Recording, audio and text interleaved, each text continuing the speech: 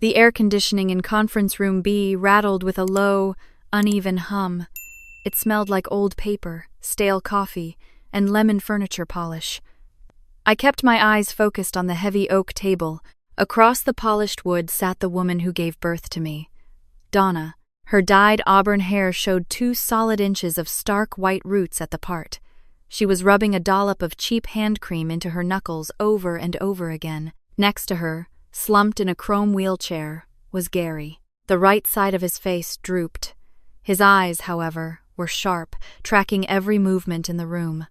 Between them sat their lawyer, Wade Prescott.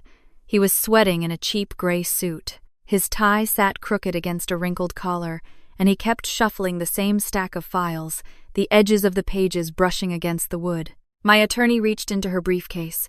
She pulled out a thin manila folder. She slid a single piece of paper across the table toward the judge. Just 1 page. The judge picked it up. He read it. The room grew entirely still. The only sound was the faint squeak of Gary shifting his weight in the wheelchair. The judge read the page a second time. He took off his reading glasses. He let them drop onto his desk. The clatter echoed off the bare walls. He did not look at my mother. He looked directly at Wade. "Counselor," the judge said. His voice was completely flat. "Who exactly advised your clients to file this claim?" Wade opened his mouth. A dry clicking sound came out. He closed it.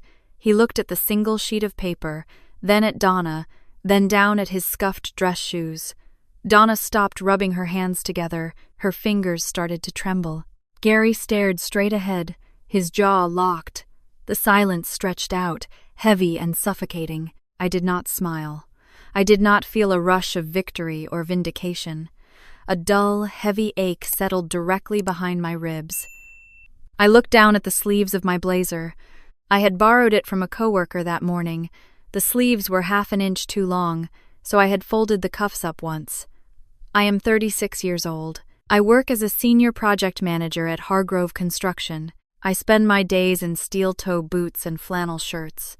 I had never needed a suit jacket before today. My hands rested on my lap. The skin on my palms was permanently calloused from my early years working as a laborer on dusty job sites.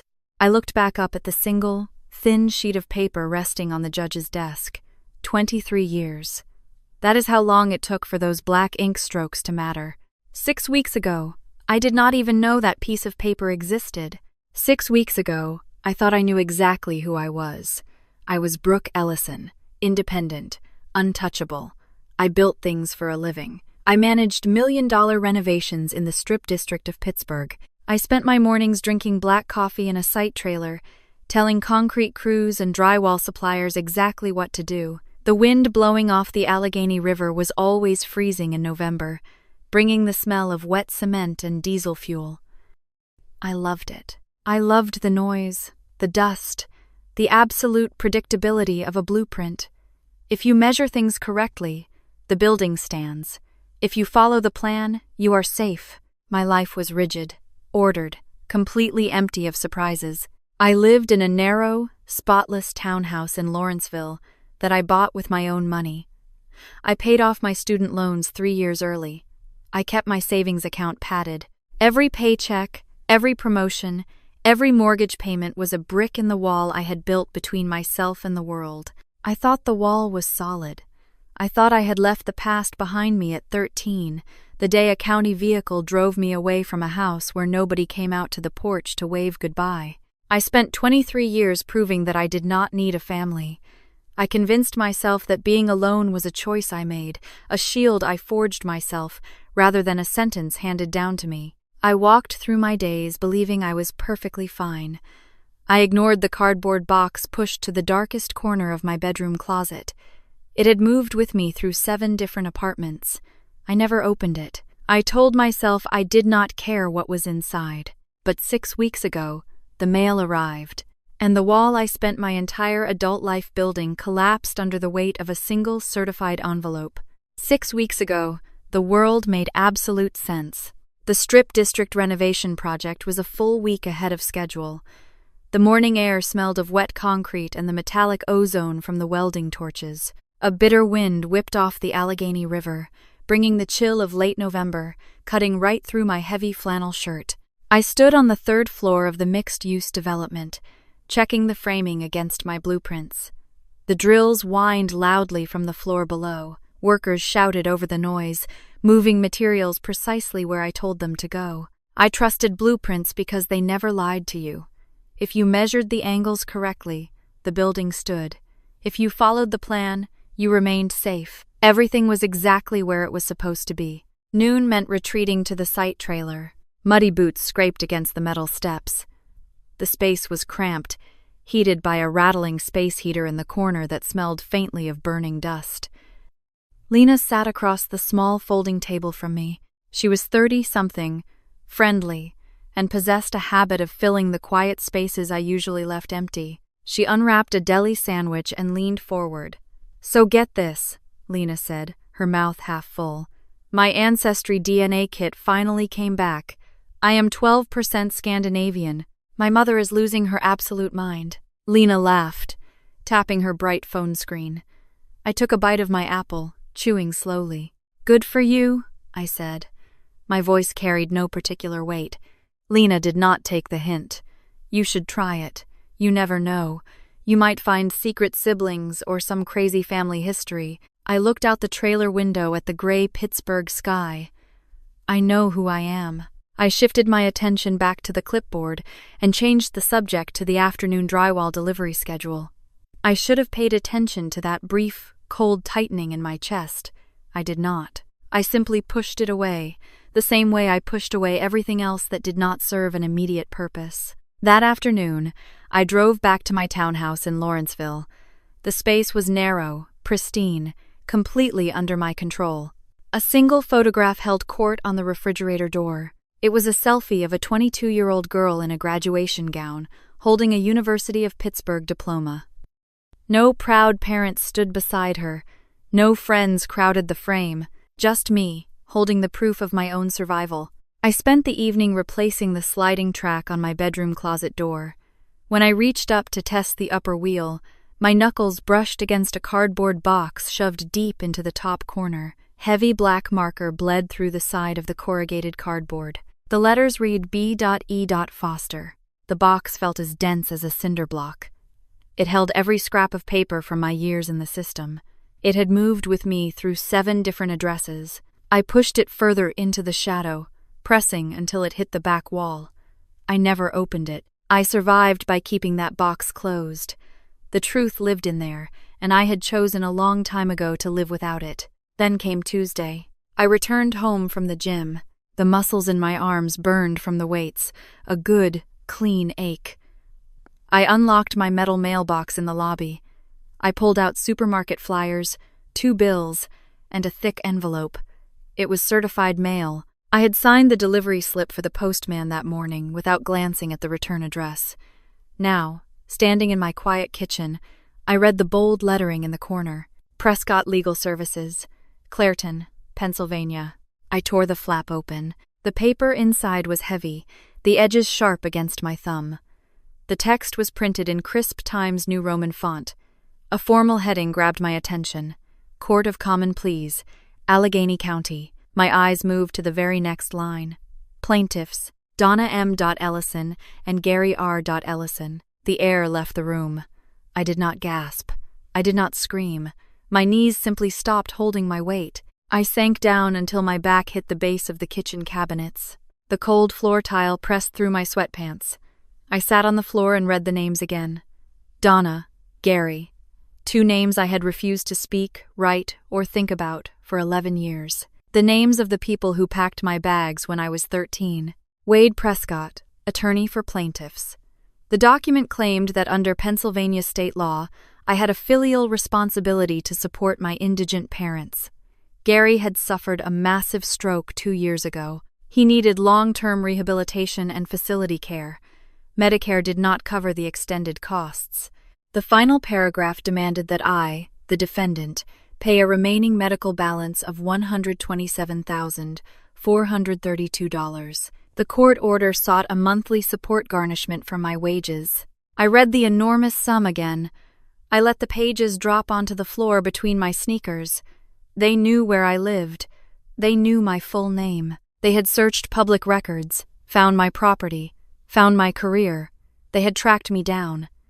After 23 years of absolute silence, they found me. No birthday cards after that first year, no phone calls, no letters asking if I was alive, if I had enough to eat, if I ever made it to college. Nothing. And now they reached out. Because they needed money. Their very first communication in over 2 decades was a court summons. I picked up the heavy pages. I folded them, creasing the edges perfectly, aligning every corner. I placed the envelope gently on the granite counter. I walked to the sink and washed my hands. I filled a pot with water. I turned on the stove. I put pasta into the boiling water. I ate at the small kitchen island. I brought my empty bowl back to the sink. I turned on the faucet. The sponge moved over the ceramic surface, wiping away the leftover sauce. Then I kept scrubbing. The bowl was completely clean, but my hands would not stop moving. The water ran and ran, splashing over my wrists, turning my skin bright red from the heat. I watched the water swirl down the drain until the hot water tank ran completely empty and the stream turned freezing cold. Sleep did not come that night. I lay on my back in the dark. The streetlights outside cast long, distorted shadows across my bedroom ceiling. My fingers gripped the edge of the blanket, pulling it incredibly tight across my chest. My jaw ached. I had been grinding my teeth for hours. Just a few feet away, hidden in the dark upper corner of my closet, the cardboard box seemed to pull the oxygen straight out of the room. I could almost hear it sitting there. I watched the shadows stretch and fade as dawn broke over the city. When the digital clock hit 6 in the morning, I reached for my phone on the nightstand. I dialed the site manager. I told him I was not coming in today. It was the very first time I had called in sick in 4 years. By 8 o'clock that morning, the sun finally burned through the dense river fog, but my kitchen remained entirely dark. I sat at the granite island with my laptop open. The cursor blinked steadily in the search bar. I typed 3 words, Filial Responsibility, Pennsylvania. The results populated instantly. I clicked the first legal summary and read through the dense paragraphs. My eyes snagged on a state Supreme Court precedent from 2012. A court had ordered an adult son to pay $93,000 for his mother's nursing home care, simply because he possessed the financial means to do so. He had not signed a contract. He had not agreed to be a guarantor. The law simply stated that blood tied his wallet to her debt. My mouth went completely dry. I closed the laptop, grabbed my truck keys off the counter, and walked out the door. The drive into downtown Pittsburgh felt like moving underwater. I navigated the heavy morning traffic on Liberty Avenue without really seeing the brake lights flashing ahead of me. I parked in a damp concrete garage and walked 2 blocks to the Legal Aid Society office. The waiting room smelled of industrial carpet cleaner and burnt coffee. I sat in a hard plastic chair for 45 minutes, staring at a stack of outdated magazines, until a tired-looking intake paralegal finally called my name. She led me into a cramped cubicle. Her desk was buried under mountains of expanding file folders. She reviewed Wade Prescott's summons, her pen hovering over the crisp paper. "You have 3 options," the paralegal said, not looking up. "You ignore this, and they get a default judgment. They will garnish your wages and place a lien on your property. Option 2, you negotiate a settlement, pay a portion to make them go away. Option 3, you file an answer and contest the claim." I gripped the cold metal edge of her desk. "I want option 3. She finally looked at me, taking in my scuffed work boots and plain flannel shirt. "The filial responsibility statute in Pennsylvania is archaic, but it is heavily enforced," she explained. "They can force you to pay for his medical care, his nursing facility, everything Medicare refuses to cover. To contest it, you need an ironclad defense. You have to prove extreme financial hardship, or you have to prove abandonment for a period of 10 consecutive years prior to your 18th birthday." "I was in foster care," I said. My voice sounded remarkably steady. They gave me up. The paralegal stopped writing. She set her pen down. "Gave you up how? Was it a temporary placement? Did the court order it, or did they sign voluntary relinquishment papers?" "I don't know. I was 13. That matters. It matters a lot, she said, leaning forward. If their parental rights were legally terminated, whether voluntarily or involuntarily, there is a very strong argument that filial responsibility does not apply to you. The statute hinges on an existing parent and child relationship. If that relationship was legally severed by the state, they have absolutely no claim to your money. She paused, her eyes searching my face. Do you have any documents from that time? The cubicle grew very quiet. I thought about the top shelf of my bedroom closet. I thought about the heavy cardboard box pushing against the back wall. I'll find it, I told her. The traffic back to Lawrenceville crawled, but I did not turn on the radio. The silence inside the cab of my truck stretched out, thick and suffocating. When I finally unlocked my front door, the late afternoon light was already fading into a dull, bruised purple. I walked straight past the kitchen, down the narrow hallway, and into my bedroom. I slid the closet door open.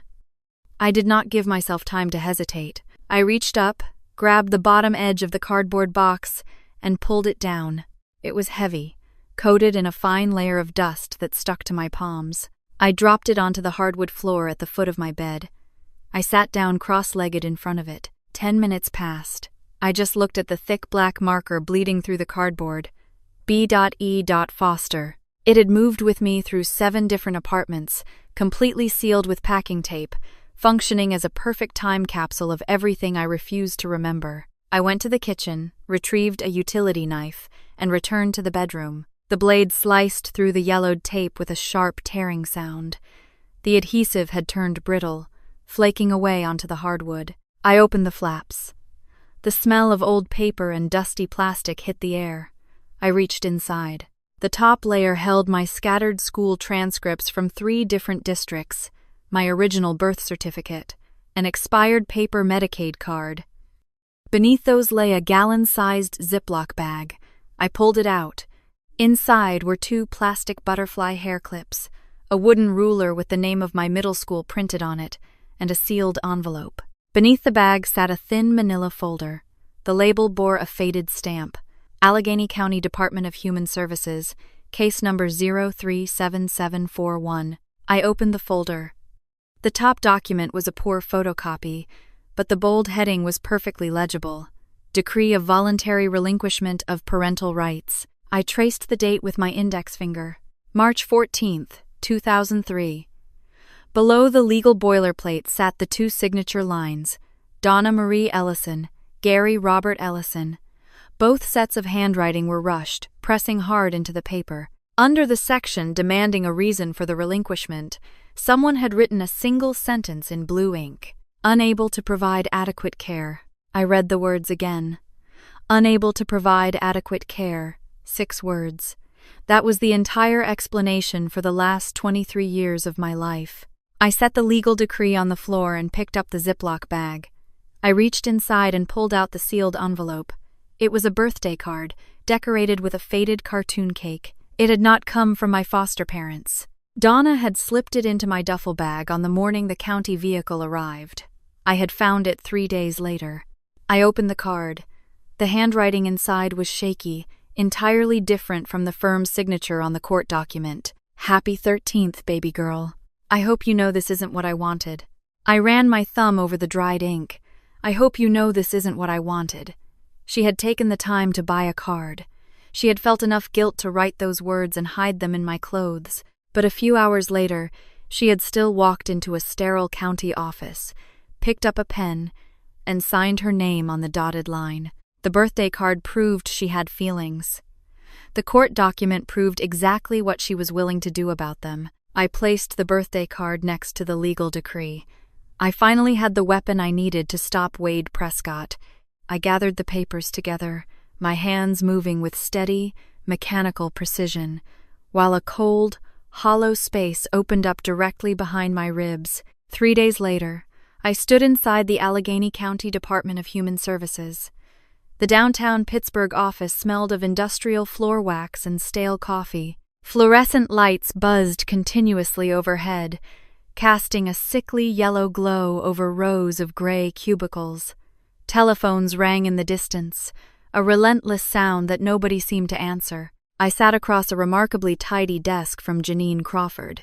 She was a supervisor now, a woman in her early 50s with sharp eyes and a blunt, practical haircut. She had been the caseworker who handled my transfers between foster homes 23 years ago. Janine did not offer me a pitying smile.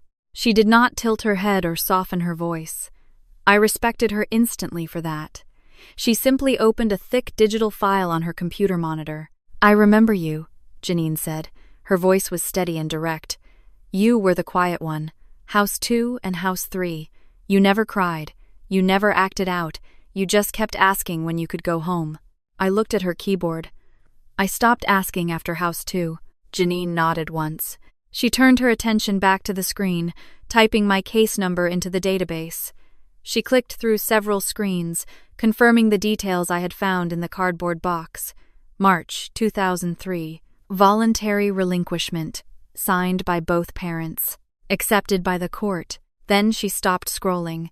She leaned closer to the monitor, her brow furrowing.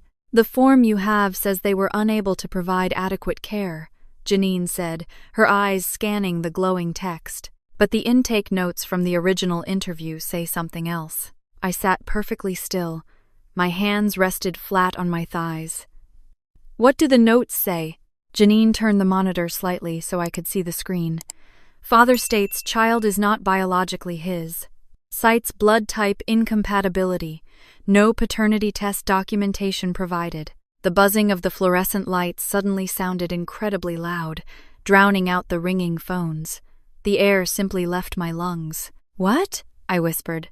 "That is what is in the system," Janine said quietly. "Your father told the caseworker you were not his child." My fingers curled inward, digging into the fabric of my jeans.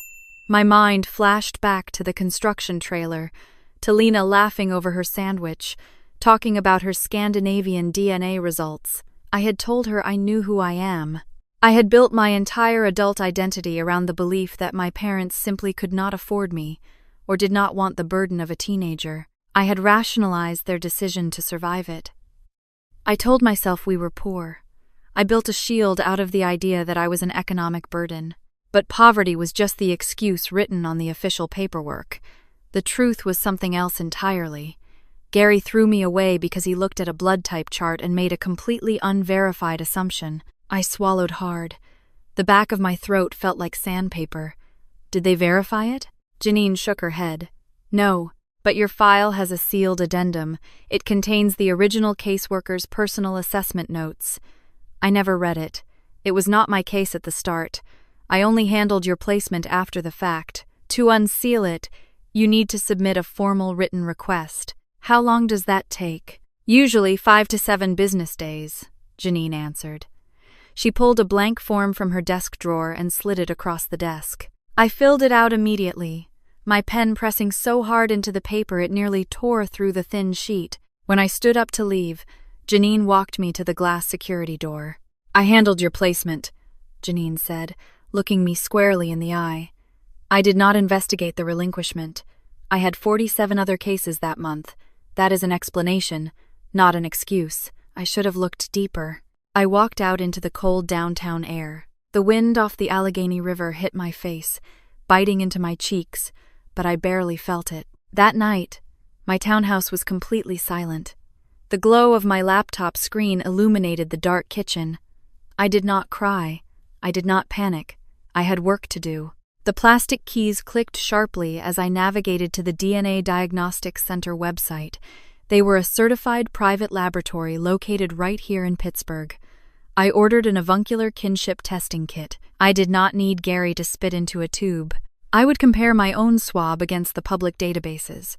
I had already ordered an Ancestry DNA kit earlier in the week, but that would take weeks to process. The private lab offered an expedited service for $300. They guaranteed results in 3 to 5 business days. I entered my credit card information and hit submit. I opened a new tab. I typed Wade Prescott into the search bar. The State Bar Association records showed no formal complaints against him. He ran a solo practice, focusing on elder law and personal injury. But the Google reviews told a very different story.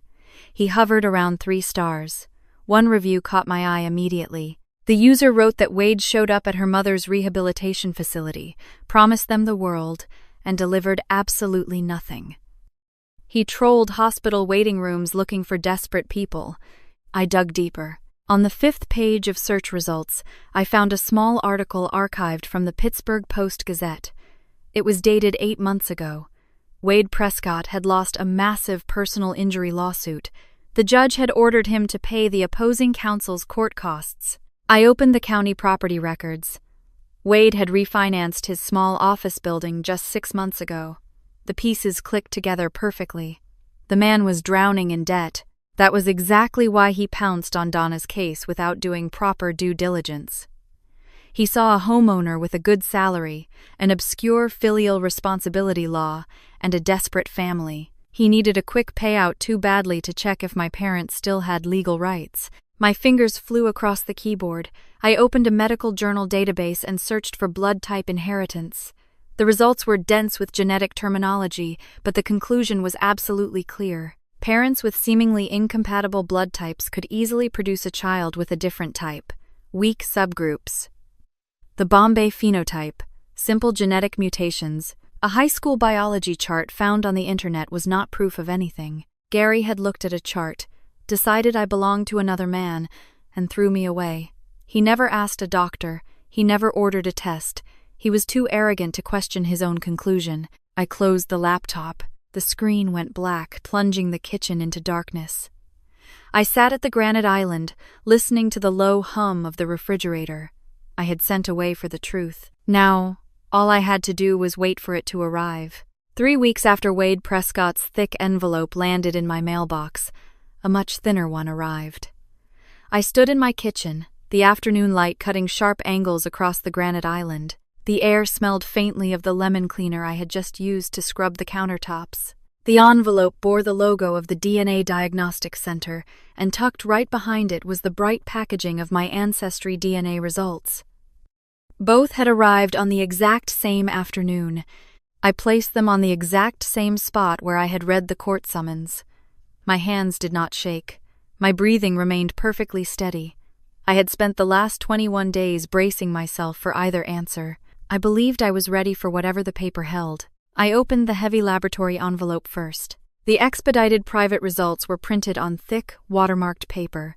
My eyes skipped past the dense paragraphs of genetic methodology, landing squarely on the bold text at the bottom of the page. Paternal lineage match. 99.98% probability. The text blurred for a fraction of a second, then sharpened. Brooke A. Ellison shares a paternal haplogroup with Ellison lineage markers consistent with a direct father and daughter relationship. I picked up the second envelope, tearing the cardboard flap of the public registry kit. I logged into the database on my laptop. The screen loaded, displaying a family tree web. A bright green circle blinked next to a profile belonging to a 27-year-old man in Ohio. The system identified him as a first cousin. The shared centimorgans were massive. I knew Gary's family history. He was an only son. His only sibling was a sister who had one boy. This match in Ohio was Gary's nephew's son. The digital line connected us directly. 2 separate laboratories, 2 entirely different testing methods, both screaming the exact same truth. 99.98%. Finding out your father is actually your father is supposed to be a good thing. It is supposed to mend the broken pieces, to erase the stigma of being the illegitimate child, the mistake outside the marriage. It should have brought closure. It should have proven that the man in the wheelchair was simply misguided. Instead, the air vanished from the kitchen. My chest caved in. If I was his biological daughter, then the story was infinitely worse than I had ever imagined. Gary Ellison had looked at me, his own flesh and blood, and decided I belonged to a stranger. He made that decision based on a rudimentary blood type chart he found on a dial-up internet connection in 2003. He never consulted a physician. He never swabbed his cheek. He never spent $200 to verify his suspicion. He was simply too arrogant to ever question his own absolute authority. He pronounced me a bastard, and that was the end of it. And the woman who bought me the birthday card? Donna had to know. She knew she had never been with another man. She knew I belonged to her husband. Yet, When Gary demanded I be removed from his house, she did not fight. She did not scream for a paternity test. She did not drag him to a clinic to prove her fidelity and save her daughter. She chose to keep the peace. She chose the man who accused her of infidelity over the child she birthed. My knees gave out. For the second time in 3 weeks, I slid down the face of the kitchen cabinets until I hit the cold floor tiles. I pulled my knees to my chest. I wrapped my arms around my legs, pulling tight, trying to hold my ribcage together. The silence in the townhouse pressed against my eardrums. I was not thrown away because I was a financial burden. I was not thrown away because I belonged to another man. I was thrown away because my father could not possibly be wrong, and my mother was entirely too weak to make him right. I sat on the floor until the square of sunlight faded from the granite counter. Then I reached for my phone. I dialed the Department of Human Services. Janine Crawford answered on the second ring. "The DNA came back," I said. My voice sounded hollow, like it was coming from a very long distance away. "I am his. Both tests confirm it. I need that sealed addendum." Janine took a slow breath. I heard the rustle of paper through the receiver. "Your request was approved this morning. I was actually just about to call you. Brooke, I have the file right here on my desk. Come down to my office to read it. Do not read this alone." 2 days passed since the laboratories delivered the genetic proof to my kitchen counter. 2 days since Janine told me the sealed addendum was waiting on her desk. I had not gone down to the county office yet. I told myself I needed to clear a massive concrete pour at the Strip District site first. I told myself the construction schedule could not wait. The truth was much simpler. The envelope sitting in downtown Pittsburgh held the final piece of the puzzle, and my hands were completely full carrying the pieces I already had. The Thursday morning air was bitterly cold. A freezing drizzle coated the windshield of my Ford Ranger. I sat in the driver's seat with the engine idling, parked just outside the chain-link fence of the job site. The heater blasted dry, scorching air against my shins. My heavy work boots rested on the floor mats. I held a cardboard cup of black coffee, letting the cheap heat seep into my calloused palms. Outside, a pile driver rhythmically slammed into the frozen earth. The heavy thud vibrated through the metal frame of my truck. My phone buzzed in the center console. The screen illuminated. An unfamiliar 412 area code flashed in bright white numbers. I set my coffee in the cup holder. We were expecting a massive delivery of steel beams from a new supplier in McKeesport, and the logistics manager had warned me about potential routing delays. I assumed it was a lost truck driver. I tapped the screen and brought the phone to my ear. Brooke Ellison speaking. The line crackled with a faint burst of static. Heavy breathing echoed through the tiny speaker. Then, a voice broke the silence. "Brooke, baby girl." My right hand froze halfway back to my coffee cup. The engine continued to hum. The pile driver slammed into the dirt outside. But inside the cab of my truck, the oxygen simply evaporated. The voice belonged to an older woman. It was thin, trembling, coated in a thick Western Pennsylvania accent. It was a voice I had not heard since I was 13 years old, standing on a cracked concrete porch with a nylon duffel bag slung over my shoulder. Donna, my mother. My chest seized. A sharp, phantom pain radiated straight through my collarbone. She had called me baby girl. She used the exact same 2 words written inside the birthday card, currently sitting in a cardboard box on my bedroom floor. She said the words so casually, so effortlessly. She said them exactly like a mother who had been saying them every single day for 2 decades, calling out from the kitchen, instead of a woman who had signed her child away to the county and vanished. I did not speak. 5 seconds ticked by, then 10. The silence stretched tight enough to snap. "I know you got the legal papers," Donna said. Her voice dropped to a pleading whisper. "I know exactly how it looks to you, but your father is dying, Brooke.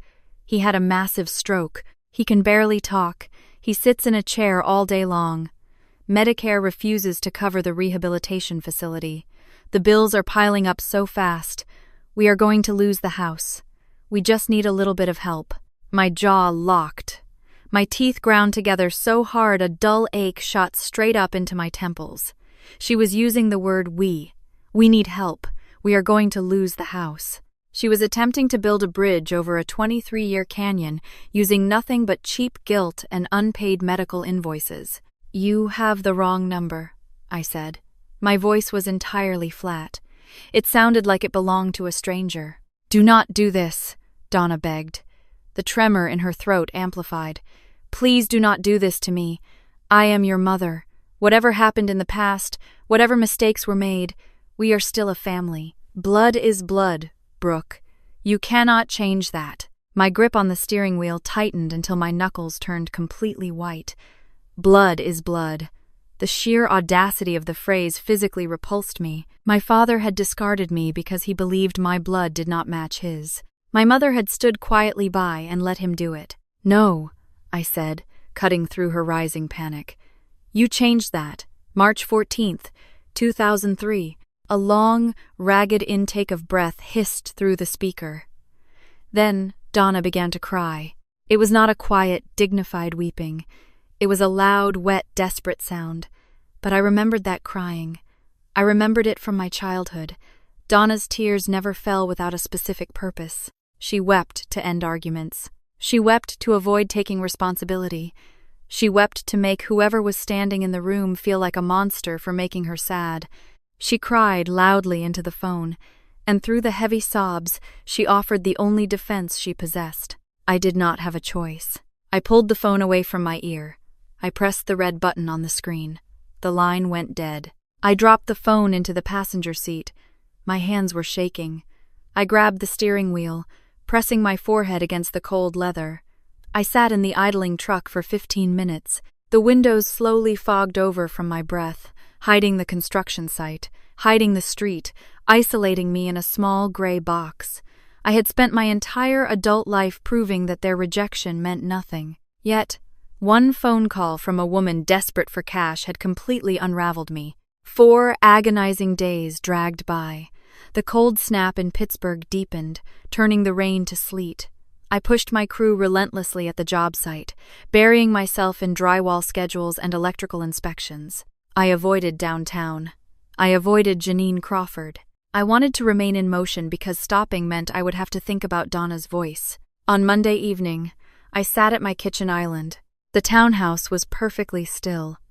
I opened my laptop to check a supplier invoice, but a new message in my personal email inbox caught my attention. It was forwarded from the legal aid attorney handling my defense. The subject line read, "Urgent communication regarding Ellison settlement." I clicked the email. Attached was a scanned letter from Wade Prescott's law office. The stationery looked cheap even through a digital scan. The legal jargon was dense, aggressive, and entirely pompous. Wade wrote that if I did not agree to negotiate a private financial settlement before the upcoming court hearing, he would be forced to explore all available remedies. I read the final paragraph 3 times. Wade explicitly stated that those remedies included public advocacy for elderly rights. He threatened to contact local media outlets. He wanted to frame the narrative before we ever stepped foot inside a courtroom. Daughter refuses to help dying parents.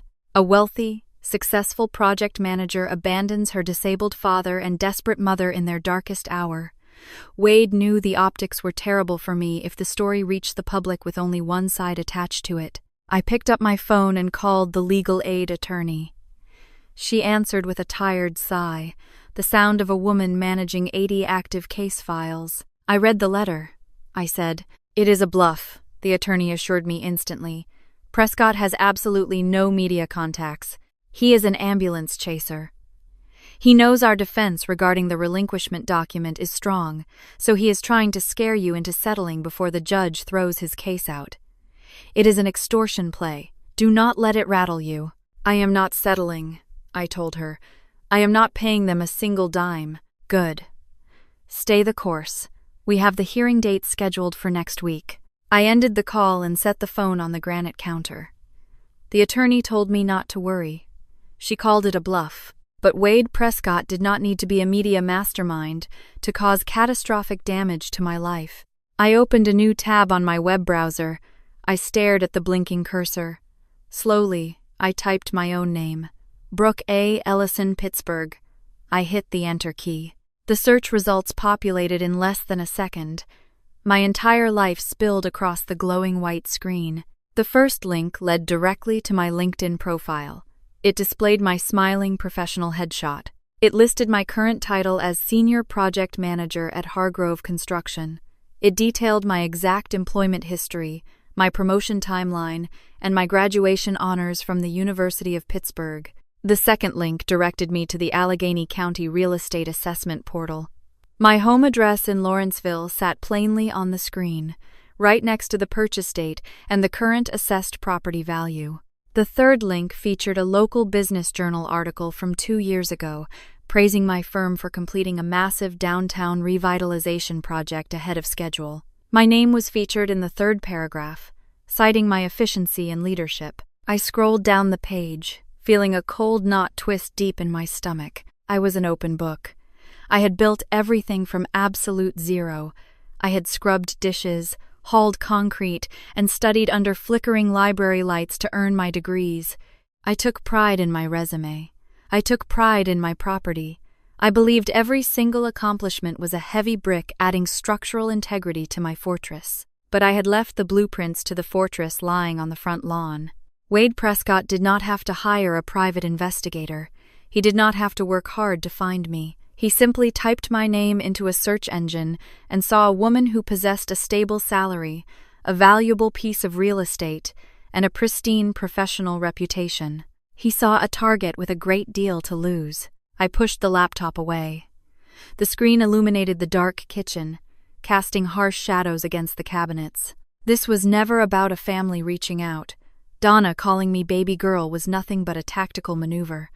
They saw my success on a computer screen and calculated exactly how much they could extract from it. I had spent 2 decades isolating myself to ensure I would never need them, but the very independence I cultivated was exactly what made me visible to their greed. My success was a weapon they were actively turning against me. I looked at the clock on the stove. It was too late to call anyone tonight, but the terror of exposure hardened into something much colder and far more resilient. Wade Prescott wanted to use the truth about my current life to shame me. I realized I had to use the truth about my past to destroy him. Tomorrow morning, I would not go to the construction site. I would drive directly into downtown Pittsburgh. I would sit in Janine Crawford's office, and I would finally open the sealed addendum. The morning air in downtown Pittsburgh was thick with the smell of wet asphalt and river salt. I parked my truck 3 blocks away from the Department of Human Services and walked the rest of the way, my boots echoing sharply against the cold pavement. Every breath I took felt like inhaling needles. I didn't go to the job site. I didn't check the steel delivery. I just walked toward the gray stone building that held the beginning of my life in a manila folder. Janine Crawford's office was smaller than I remembered. It was tucked away in a corner of the building, with a single window that looked out over a gravel parking lot and a rusted dumpster. A plastic ficus tree sat in the corner, its leaves coated in a fine layer of gray dust. The desk was a battlefield of paper, stacked high with new cases, a stark reminder that while my life had stopped 23 years ago, the machine had never stopped grinding.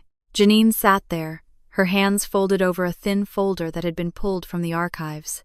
The seal was broken. The edges of the paper were slightly yellowed, but the ink was as black as a fresh bruise.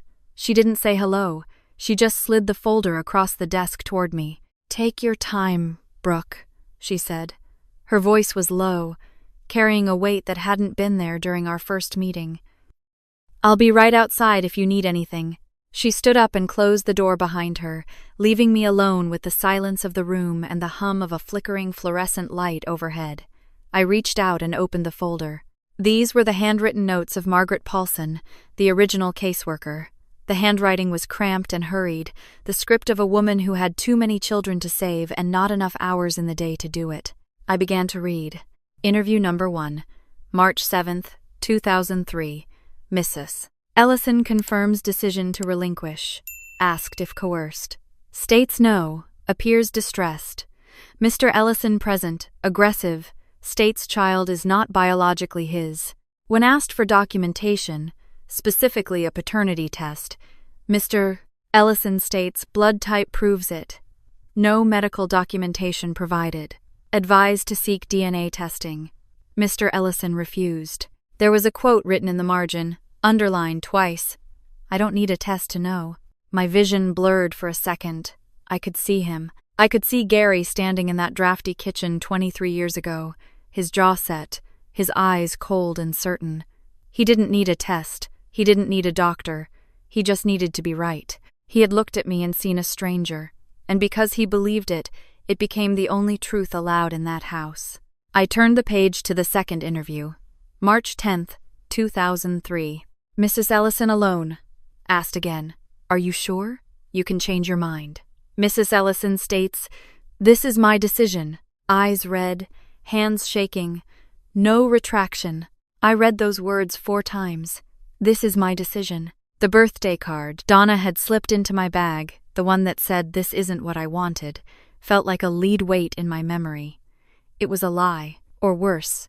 It was a comfort she gave herself so she wouldn't have to feel like the villain. She had been given a way out. A stranger in a government office had looked her in the eyes and offered her a chance to keep her daughter, and Donna had looked back and said no. The third interview, March 14th, signing day. Both parents present. Final confirmation required. Mrs. Ellison signs. Mr. Ellison signs. Mrs. Ellison whispers something to intake staff. Inaudible, not recorded. Recommendation for follow-up welfare check on family dynamics. Not assigned. Caseload capacity exceeded. I closed the folder. The sound of the paper hitting the desk was like a gunshot in the small room. She was asked 3 times. I said the words out loud, but my voice didn't sound like mine. It was flat and hollow, a dead thing. Donna had been given 3 separate opportunities to choose me. 3 times the system had paused the clock and asked her if she wanted to change the ending. And 3 times she had looked at Gary, or looked at the floor, and chosen the easier path. She didn't have a choice, she had told me on the phone. But the paper told a different story. She had a choice, and she had used it to walk away. I stood up, but my legs felt like they belonged to someone else. I walked out of the office, past Janine, who was standing by the water cooler. She tried to say something, but I didn't stop. I couldn't. If I stopped, I would shatter, and I didn't have the time to pick up the pieces. I made it to the parking lot and climbed into my truck. I didn't start the engine. I just sat there, my hands gripping the steering wheel so hard my knuckles turned the color of bone. Rain began to fall, a light, cold drizzle that streaked the windshield. I watched the wipers, but I didn't turn them on. I let the world blur behind the gray water. For 23 years, I had told myself a story. I told myself I was a victim of poverty. I told myself my parents were desperate people who had been pushed to the edge by a cruel world. I had built my entire life on the foundation of that tragedy. Every dollar I saved, every hour I worked, every brick I laid was a way of saying I will never be that desperate again. But the tragedy was a lie. I hadn't been sacrificed to save the family from hunger. I had been discarded to save a man's ego. I had been traded for a quiet house and a husband's approval. I had spent my life trying to prove my worth to a woman who had already decided I wasn't worth the trouble of a single phone call or a $10 DNA test. I looked at my reflection in the rearview mirror. I saw the calluses on my hands. I saw the lines of exhaustion around my eyes. I saw a woman who had built a fortress out of her own loneliness. I had spent every waking moment trying to be perfect, trying to be undeniable, trying to be so successful that no one could ever throw me away again. But the truth was, it didn't matter how perfect I was. It never did. Gary would have hated me even if I were a saint, because I was a living reminder of a mistake he thought he'd made. And Donna would have left me even if I were an angel, because leaving me was the only way she knew how to keep him. The ache in my chest shifted. It wasn't the sharp, hot pain of a wound anymore. It was something colder, heavier. It was the realization that the wall I had built to protect myself wasn't a fortress. It was a prison. I had been living my life as a reaction to people who hadn't thought about me in 2 decades. I was still that 13-year-old girl on the porch, waiting for someone to wave. I reached into my pocket and pulled out my phone. I saw the missed calls from the site. I saw the texts from the drywall supplier. For the first time in my life, I didn't care about the schedule. I turned the key in the ignition. The engine roared to life, a steady, mechanical heart. I backed out of the space and began to drive. I didn't go back to Lawrenceville. I didn't go to the Strip District. I just drove through the gray streets of Pittsburgh, watching the river flow dark and deep under the bridges. I thought about the birthday card. Happy 13th, baby girl. I realized then that Donna didn't love me. She loved the idea of being a mother who loved her daughter. She wanted the emotion without the sacrifice. She wanted the card without the commitment. And Gary didn't hate me. He didn't even know me. He only knew his own pride. And I was just the casualty of his need to always be the smartest man in the room. I drove until the sun began to set, a dull orange glow struggling against the heavy clouds. When I finally pulled into my driveway, the house looked different. It was just a building. It wasn't a trophy. It wasn't a shield. It was just a place where I kept my things. I went inside and walked straight to the bedroom. I looked at the cardboard box sitting on the floor, the flaps open, the papers scattered. I picked up the birthday card. I felt the weight of it in my hand. It was just a piece of cardstock and some ink. It didn't hold any power over me anymore. I walked to the kitchen and put the card on the counter. I didn't burn it. I didn't tear it up. I just looked at it. You chose, I whispered to the empty room. I went to the closet and pulled out the blazer I had borrowed. I looked at the cuffs I had folded. I was 36 years old. I had a life. I had a career. I had a future that had nothing to do with the people in Clairton. Wade Prescott thought he could use my success to shame me into paying for their mistakes. He thought my success made me vulnerable. He thought I would pay any price to keep my fortress standing. He was wrong. I wasn't the scared girl on the porch anymore. I wasn't the foster kid who didn't cry. I was a woman who had seen the bottom of the world and built her own way out. They wanted the daughter they had discarded? Fine. I would give her to them. I would give them every single word of the truth. And I would do it in a room where the record could never be erased. I sat down at the kitchen table and pulled out a legal pad. I began to write. Not a settlement, not a negotiation. I wrote the names of the witnesses I wanted. I wrote the dates of the interviews. I wrote the words from the sealed addendum. I would go to court, not to win a case, but to close a door. I didn't need their apology. I didn't need their love. I just needed to be the one who finally walked away. I looked out the window at the lights of Lawrenceville. For the first time in 23 years, the air in my lungs didn't feel like needles. It just felt like air. I was Brooke Ellison, and I was finally enough, all by myself. The morning sun struggled to pierce through the heavy, iron-gray clouds hanging over downtown Pittsburgh. I stood in front of the mirror in my Lawrenceville townhouse, adjusting the lapels of the charcoal blazer I had borrowed from Lena. It was a fraction too large, the fabric smelling faintly of her floral detergent, but it felt like a layer of armor. I didn't look like the 13-year-old girl standing on a porch with a trash bag full of clothes. I looked like a woman who managed million-dollar budgets and held contractors to the millimeter. I looked like someone who belonged to herself. I drove toward the Allegheny County Courthouse, the tires of my truck humming against the damp pavement of the Fort Pitt Bridge. The city looked cold and indifferent, its steel skeletons rising out of the mist. I parked in the same lot where I had sat and spiraled weeks ago, but this time, I didn't hesitate. I walked through the metal detectors and followed the signs toward Conference Room B, my boots clicking with a hollow, steady rhythm against the marble floors. Inside the room, the air was thick with the scent of old wood and floor wax. Gary sat in his wheelchair at the left-hand table, his right side slumped, his eyes fixed on a point somewhere near the baseboards. Donna sat beside him, wearing a floral blouse that looked too thin for the November chill. Her hands were buried in her lap, fingers twisting a tattered tissue into a gray ball. Wade Prescott sat between them, his cheap suit bunched at the shoulders as he obsessively straightened a stack of papers. He didn't look up when I entered. My attorney, a sharp-eyed woman from legal aid, sat at the right-hand table. She gave me a brief, professional nod. I sat down and stared straight ahead, refusing to look at Donna or Gary. I watched the dust motes dancing in the pale light of the high windows. The judge entered, a man with white hair and a face that looked like it had been carved out of river stone. He sat down and adjusted his glasses, peering over the bench at the case file. The room fell into a silence so absolute I could hear the rhythmic ticking of the wall clock and the labored, wheezing breath coming from Gary's chest. Wade Prescott stood first.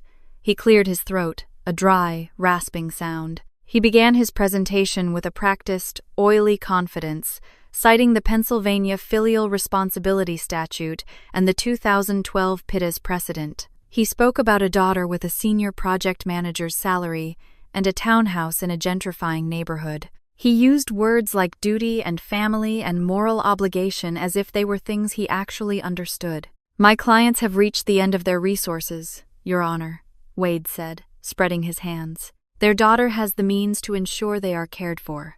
The law is quite clear on this point." The judge looked at my attorney. "Counsel?" My attorney stood up. She didn't use flowery language. She reached into her manila folder and pulled out a single photocopied page. "Your Honor, we move to dismiss this claim with prejudice," she said, her voice cutting through the room like a cold wind. "We have one exhibit for the record.